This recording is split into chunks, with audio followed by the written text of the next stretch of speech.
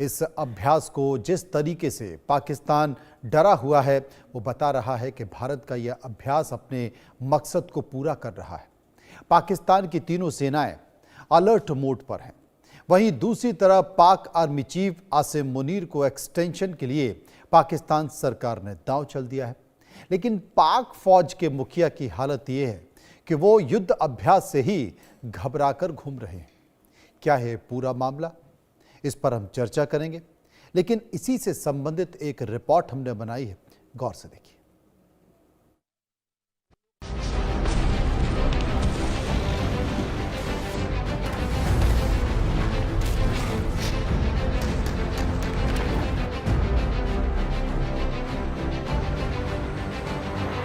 जैसलमेर के बॉर्डर पर हिंदुस्तान की सेनाओं, जिसमें आर्मी, एयरफोर्स और नेवी तीनों शामिल हैं, इस युद्धाभ्यास में सेनाएं दुश्मनों के हर दांव को शिकस्त देने, उसके नापाक इरादों पर सबक सिखाने और जमीन, समंदर, साथ ही आसमान में होने वाली हर साजिश का मुकाबला करने का अभ्यास कर रही हैं। लेकिन इस अभ्यास का असर पाकिस्तान पर भी दिख रहा है और पाकिस्तान खौफजदा हो गया है, इस कदर कि वहां उसे अपनी फौज रेड अलर्ट पर डालना पड़ा है। भारतीय युद्धाभ्यास के इस खौफ के चलते डरे पाक army chief field marshal general Asim Munir ने सभी कमांडरों को रियल टाइम अपडेट देने के आदेश दिए हैं। यही नहीं, पाक की वायुसेना और नौसेना दोनों ही अपने अपने मोर्चों पर अलर्ट है। एयरबेस तथा समुद्री क्षेत्र में तैनाती को बढ़ा दिया गया है। पाक सेना का रेड अलर्ट बताने के लिए काफी है कि किस तरह पाक फौज के अगुआ खौफ में है। पाकिस्तान की नई रणनीतिक मिसाइल कमांड पूरी तरह एक्टिव है। इससे देश के भीतर और सीमा पर किसी भी अप्रत्याशित स्थिति का सामना करने के लिए वो उसको तैयार रखा गया है। पाकिस्तानी सेना की ये तैयारियां मुख्य रूप से रक्षात्मक हैं, ताकि हमले की स्थिति में तुरंत रिएक्शन दिया जा सके। यहाँ अहम ये है कि ये सब उस दौर में हो रहा है जब पाकिस्तानी फौज के मुखिया आसिम मुनीर की नाकामी साबित हो चुकी है, लेकिन पाक हुकूमत उन पर दिल लुटा रही है, उन्हें तरक्कियां दे रही है। खबर है कि पाक सरकार आसिम मुनीर के कार्यकाल को संवैधानिक सुरक्षा देने के लिए 27वां संशोधन लाने की तैयारी में है। मुनीर की रिटायरमेंट 28 नवंबर 2025 को होनी है, लेकिन संशोधन के बाद उन्हें 2027 तक सेवा विस्तार और अधिक शक्तियां दी जा सकती हैं। इसके अलावा पाकिस्तान की थल सेना पूरी तरह रेड अलर्ट पर है। उसने अपनी नई आर्मी रॉकेट फोर्स कमांड को एक्टिव कर दिया है। डरी हुई पाकिस्तानी सेना ने लॉन्च वाहन सुरक्षित सेफ बेस में भेज दिए हैं, ताकि किसी भी समय जवाबी कार्रवाई की जा सके। एयरफोर्स पर पाकिस्तानी सेना के 20 जेट तैयार हैं। पाक एयरफोर्स ने देश भर में लगातार निगरानी शुरू कर दी है। करीब 20 लड़ाकू विमान आसमान में गश्त कर रहे हैं। हर दिन 50 से 60 जेट उड़ान भरकर लगातार सीमा की निगरानी कर रहे। पाकिस्तानी नौसेना ने ज्यादातर जगहों पर अलर्ट जारी किया है। अरब सागर तट, ग्वादर पोर्ट और समुद्री व्यापारी मार्गों को खास तौर पर देखा और परखा जा रहा है। ग्वादर पोर्ट की सुरक्षा बढ़ा दी गई है। पाकिस्तान की नौसेना भारत की विशाल ब्लू वाटर नेवी की तुलना में बहुत छोटी है, इसीलिए वो तटीय रक्षा रणनीति पर काम कर रही है। कुल मिलाकर पाकिस्तान कितना भी दावा करे, उसके हालात बताते हैं कि भारत की सैन्य शक्ति के मुकाबले वो कितना टिक पाने की हालत में है। यही वजह है कि रेड अलर्ट जारी कर फौज की रगों में आत्मविश्वास भरने की एक नाकाम कोशिश हो रही है। Bureau report, India news. विस्तार से चर्चा करेंगे, समझने की कोशिश करेंगे, लेकिन इसी मुद्दे पर हमने कुछ सवाल तैयार किए हैं। उन सवालों को लेकर हम जनता के बीच गए, लोगों के बीच गए, उनकी राय जानी, और जो सवाल हमने पूछा उनमें से पहला सवाल आपके सामने। पहला सवाल था कि पूरे पाकिस्तान में सेना का रेड अलर्ट है, आपकी राय। 29% लोगों ने कहा कि भारत के सैन्य अभ्यास त्रिशूल का ये असर है। 31% लोगों ने कहा कि टेंशन में मुनीर अब भी हैं। 24% लोगों ने कहा कि कुछ बड़ा होने वाला है, ऐसा प्रतीत होता है, और 16% लोगों ने कहा कि इस पर हम कुछ भी नहीं कह सकते। सर्वे का एक और सवाल जो हमने लोगों से पूछा, भारत के खिलाफ पाकिस्तान को कौन मदद पहुंचा सकता है? 18% लोगों ने कहा चीन मदद पहुंचा सकता है। 21% लोग, हाल की जो तस्वीरें निकल कर आई हैं उन तस्वीरों के मद्देनजर 21% लोग अमेरिका का जिक्र कर रहे थे। 33% लोगों ने कहा अमेरिका भी मदद करेगा, चीन भी मदद करेगा, और 26% लोगों ने कहा कि कोई देश नहीं मदद करेगा इनकी, और 2% लोग इस पर कुछ भी कहना नहीं चाहते। विस्तार से चर्चा करेंगे, समझने की कोशिश करेंगे। मेजर जनरल रिटायर्ड अनुज माथुर साहब मेरे साथ जुड़ेंगे, जो कि डिफेंस एक्सपर्ट हैं। इसके साथ साथ मेरे साथ योगेश गुप्ता जुड़ेंगे, जो कि फॉर्मर डिप्लोमेट है। सबसे पहले मैं योगेश गुप्ता जी के पास चलूंगा। गुप्ता जी, स्वागत है आपका इंडिया न्यूज में। मैं आपको एक सवाल पूछना चाहता हूं कि हाल के दिनों में लगातार ये खबरें आ रही हैं कि भारतीय सेना युद्ध का अभ्यास कर रही है। नोटअप जारी किया गया है, चाहे वो नॉर्थ ईस्ट के इलाकों में हो या फिर गुजरात के सर क्रीक के आसपास हो, लगातार ऐसा किया जा रहा है। तो क्या ये संकेतों के तौर पर है या फिर कुछ है जिसमें लोगों की भी राय निकल कर आई हमारे सवालों में कि कुछ बड़ा हो सकता है?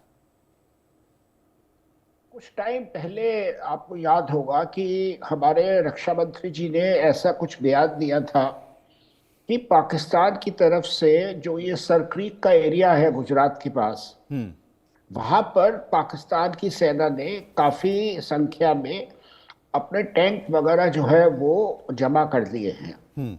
और इस तरह की भी पहले खबर आ चुकी है कि कुछ अमेरिका के फाइटर विमान जो है पाकिस्तान में काफी संख्या में देखे गए हैं। तो कुछ इस तरह का मतलब डाउट्स थे या कुछ इस तरह की बात थी कि शायद कुछ पाकिस्तान जो है वो अमेरिका के उकसाने पर या अमेरिका की मदद के भरोसे या अमेरिका के कहने पर कुछ हमारे खिलाफ जो है कुछ गलत किस्म के कदम उठा सकता है, गलत कार्रवाई कर सकता है। तो इसको देखते हुए जो है वो हमारी सेनाओं ने ये त्रिशूल एक्सरसाइज की है, जो कि तीनों सेनाओं की जो है ट्राई सर्विसेज एक्सरसाइज है और गुजरात और राजस्थान में हो रही है। तो एक किस्म से ये जवाब है कि भाई हमारी सेनाएं जो है वो बिल्कुल लड़ाई के लिए तैयार है, क्योंकि सेना का काम भी है कि वो लड़ाई के लिए हमेशा तैयार रहे। तो मैं तो इसको इसी तरह से देखता हूं कि ये हमारी रेडीनेस और अलर्टनेस की जो है वो एक संकेत है। और हम जो है इसमें हमारे जो नई आर्मी की हमारी जो फाइटिंग कैपेबिलिटीज़ है, हमारे जो नए सोच है, जिस तरह से हम हमारी सेनाएं लड़ाई करना चाहती हैं, नई डॉक्ट्रिन्स है, वॉर डॉक्ट्रिन्स है, वॉर फाइटिंग डॉक्ट्रिन्स, नए ड्रोन्स वगैरह, नए इक्विपमेंट है, उन सबको टेस्ट करेंगे। तो उसके लिए भी एक अच्छा मौका मिल जाता है। तो इस तरह से हम देखते हैं कोई लड़ाई होने का अभी ऐसा कुछ इम्कान तो नहीं है, लेकिन आगे का तो कहना मुश्किल है। अभी तो ऐसा कुछ नहीं लग रहा। बिल्कुल, आपने कहा कि अभी फिलहाल ऐसा कुछ दिखाई नहीं देता है, लेकिन कम से कम इस युद्ध अभ्यास के जरिए ड्रोन से लेकर आपकी तमाम जितने भी हथियार हैं उनका परीक्षण भी हो जाता है, क्योंकि अचानक कब कैसी परिस्थिति आ जाए कुछ कहा नहीं जा सकता। जैसे हाल के दिनों में भारत पाकिस्तान के बीच जो तनाव हुआ उसमें आई थी, तो हमें सतर्क रहना पड़ेगा।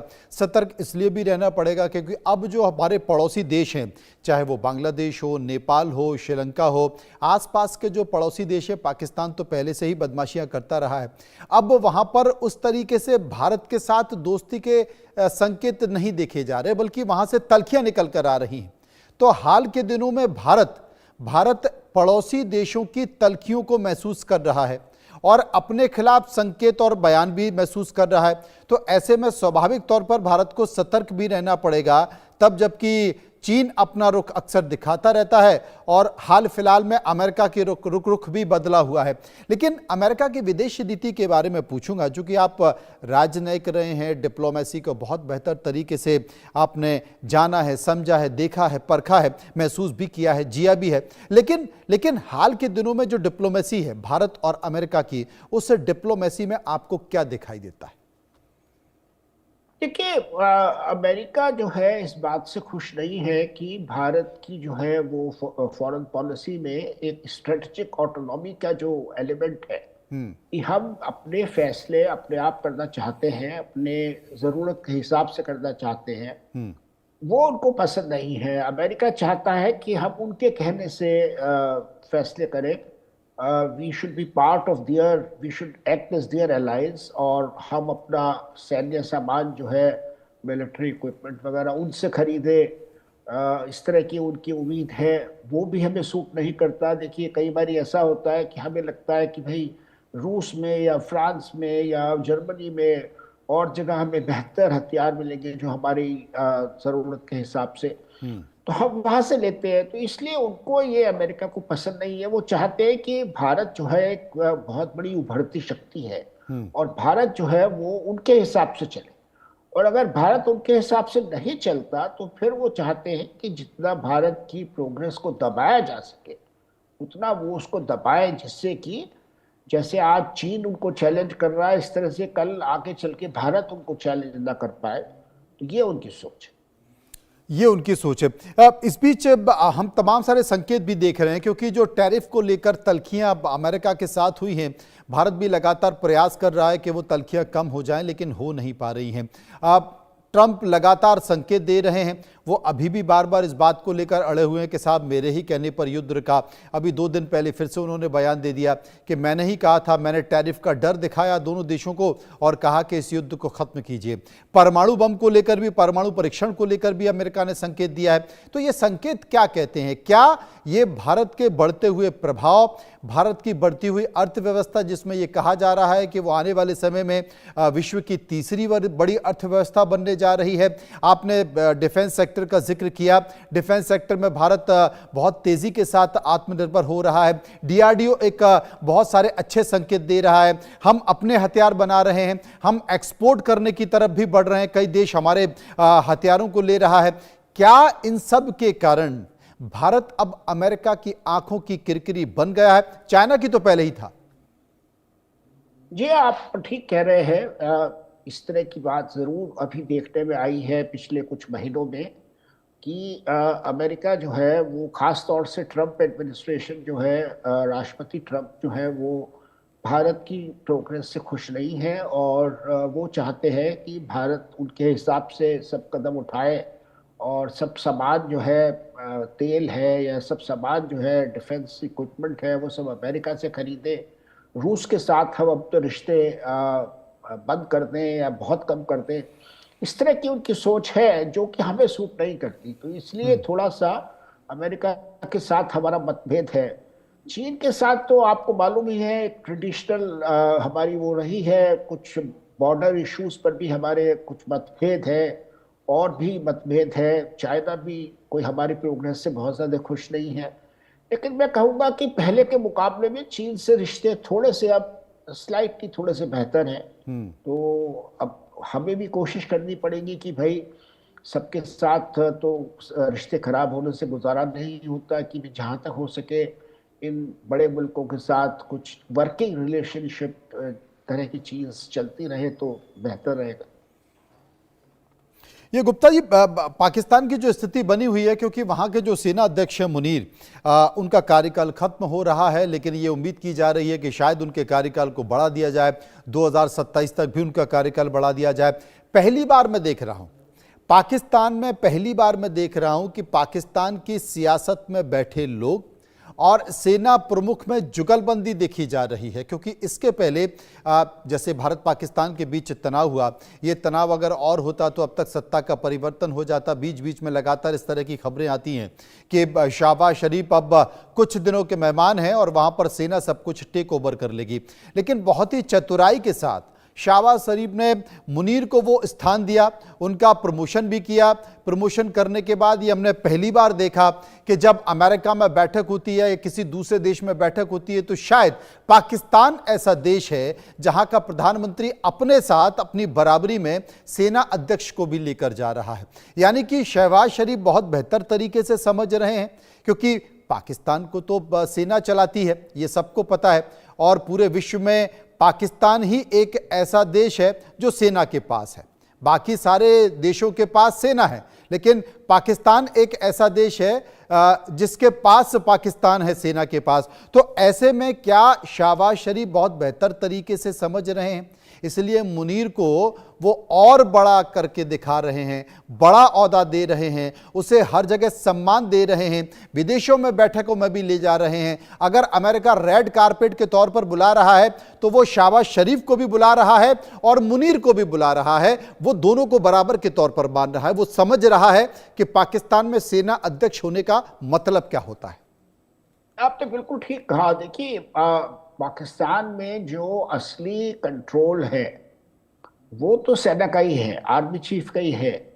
लेकिन आर्मी चीफ जो है वो जिसे कहते हैं एक सिविलियन फसाड, मतलब एक मुखौटा के रूप में जो है वो प्रधानमंत्री शहबाज शरीफ को इस्तेमाल कर रहे हैं। अगर सही इलेक्शन होता तो शहबाज शरीफ शायद जीत नहीं पाते, लेकिन सेना की मदद से जो है वो शहबाज शरीफ पिछले इलेक्शन जीत गए। और ये बात वो जानते हैं शहबाज शरीफ, तो इसलिए वो आर्मी चीफ को जो है वो जितनी मैक्सिमम इम्पोर्टेंस वो चाहते हैं, आर्मी चीफ चाहते हैं उनको मिलनी चाहिए, वो दे रहे हैं। और वो जिसे कहते हैं एक नॉमिनल सा एक सिविलियन रजीम उन्होंने बना रखा है, लेकिन असली पावर जो है वो आर्मी चीफ के हाथ में है। और इस वक्त देखिए ये दोनों को सूट भी कर रहा है, क्योंकि अगर ये एक दूसरे को के खिलाफ हो जाएंगे तो फिर इमरान खान जो है वो बैठे हैं पावर लेने के उसमें कि वो वापस आना चाहते हैं, पावर लेना चाहते हैं। और दूसरा बात ये है कि अमेरिका का काफ़ी दखल रहा है पाकिस्तान में हमेशा से, और अमेरिका के राष्ट्रपति ट्रंप जो है वो आसिफ मुनीर से भी और शहबाज शरीफ से भी, दोनों से बहुत खुश हैं। और वो चाहते हैं कि ये चलता रहे इस तरह का इंतज़ाम, क्योंकि ये दोनों जो है अमेरिका के इंटरेस्ट को सेटिस्फाई कर रहे हैं, इंटरेस्ट के हिसाब से चल रहा है, अमेरिका के इंटरेस्ट को प्रभावित करते हैं। एक बहुत महत्वपूर्ण सब्जेक्ट है योगेश जी, और मुझे लगता है कि ये चिंता की बात भी है। हाल के दिनों में आपने कहा कि चाइना से थोड़े से रिश्ते बेहतर हुए, लेकिन चाइना पर हम भरोसा नहीं कर सकते। ड्रैगन कब आग उगल दे कह नहीं सकते, क्योंकि जो चाइना की विस्तारवादी नीति है उस विस्तारवादी नीति से भारत भी नहीं बच सकता और बच भी नहीं पाएगा अगर भारत अलर्ट नहीं रहा तो, अगर भारत ने उस पर भरोसा कर लिया तो। क्योंकि उसकी नीति क्या है आप भी बेहतर तरीके से जानते हैं, क्योंकि पाकिस्तान को वो मदद कर रहा है। हाल के दिनों में अब वो बांग्लादेश को भी मदद करने लगा है। अगर नेपाल को देखें, जिस नेपाल को जहां पर हमारा रोटी बेटी का रिश्ता है, वो नेपाल में भी चाइना किस तरीके से उसे अपने कब्जे में ले रहा है और वहां से भारत विरोधी आवाजें आने लगी हैं। तो जो तमाम ऐसे हमारे पड़ोसी मुल्क हैं जो कि बहुत बेहतर हमारे रिश्ते थे, चाहे वो भूटान से या फिर नेपाल से या फिर बांग्लादेश से, वहाँ से अब रिश्ते खराब हो रहे हैं। और ये सभी भारत की सीमाओं से लगे हुए इलाके हैं, यानी कि भारत की सीमाओं पर लगे हुए जितने भी देश हैं वहाँ पर भारत का दोस्त बहुत मुश्किल से दिखाई देता है। ऐसा कोई देश दोस्त जिस पर आप भरोसा कर सकते हैं, ये कितना खतरनाक है, कितना चिंताजनक है, और इसके लिए भारत को डिप्लोमेसी में क्या करना होगा? देखिए मनोज जी, एक बात तो हमें बहुत अच्छी तरह समझनी पड़ेगी कि आज की तारीख में आप किसी भी मुल्क पर भरोसा नहीं कर सकते।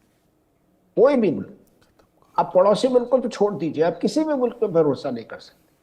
हमने देखा है किस तरह से पिछले कुछ सालों में कि किस तरह से अमेरिका की नीतियों में फर्क आया है। देखिए, जून 2023 में जब प्रधानमंत्री जी अमेरिका के दौरे पर गए थे तो कितना मतलब एक्साइटमेंट था, हाइप थी कि अमेरिका के साथ हमारे रिश्ते बहुत अच्छे हो रहे हैं। फिर बाद में हमने देखा कि वही पिछले साल राष्ट्रपति बाइडन जो है और इस साल राष्ट्रपति ट्रंप ने जो है यहाँ पे सत्ता परिवर्तन की कोशिश की इंडिया में, और सत्ता परिवर्तन उन्होंने पाकिस्तान में, श्रीलंका में, बांग्लादेश में, नेपाल में वहाँ तो कर ही दिया। तो हर मुल्क जो है अपना इंटरेस्ट देख रहा है। अब दुनिया जो है वो ज़्यादा जिसे कहते हैं कैओटिक डिसऑर्डर की तरफ बढ़ रही है। एक्सेप्टेड नॉर्म्स जो है उनको कोई मानने को तैयार नहीं है। हर मुल्क अपना फ़ायदा देख रहा है, ख़ासतौर से जो बड़ा मुल्क है जैसे अमेरिका है, ट्रंप एडमिनिस्ट्रेशन है, वो अपने फ़ायदे के लिए हर चीज़ करना चाहती है। अमेरिका फर्स्ट हर चीज़ में जो है, चाहे वो इकोनॉमी है, चाहे वो लोगों को बुलाने की वो है, वीज़ा देने की बात है, या डिफेंस इक्विपमेंट सेल करने की बात है, या वो इंटरनेशनल रिलेशंस की बात, हर चीज़ में वो अपने फ़ायदे के हिसाब से चलना चाहती है। तो आज की तारीख में हम किसी भी मुल्क में भरोसा नहीं कर सकते और हमें अपनी इंटरनल स्ट्रेंथ, डोमेस्टिक स्ट्रेंथ को बढ़ाना पड़ेगा और इसी को बढ़ाकर जो है इसी के बलबूते पर हम आगे चल सकेंगे और इसी के बलबूते पर हमारी विदेश नीति और डिफेंस पॉलिसी वगैरह ये सब चलेंगी या ट्रेड पॉलिसी वगैरह चलेगी। तो इसलिए हमें किसी से भी उम्मीद नहीं करनी चाहिए, चाहे वो नेबर्स हो या कोई और मुल्क हो।